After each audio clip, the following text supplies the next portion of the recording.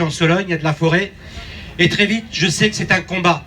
C'est-à-dire que il va falloir combattre. Je sais que si vous êtes là aujourd'hui, c'est pour combattre, et il vous faudra à vos côtés des députés de tous les bords politiques qui sont des députés de combat.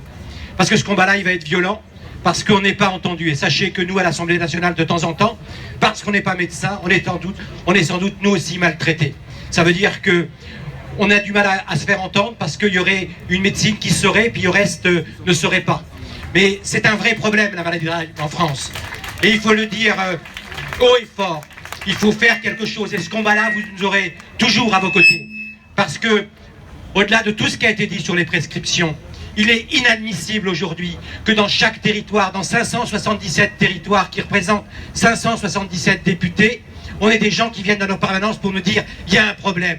Alors je le dis haut et fort, je dis l'Assemblée nationale, qui est la représentation. Nous ne sommes pas désignés, nous avons été élus par le peuple français.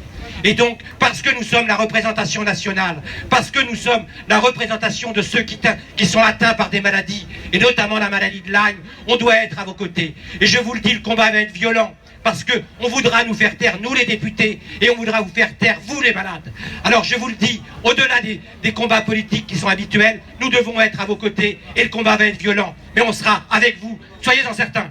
Merci beaucoup, merci.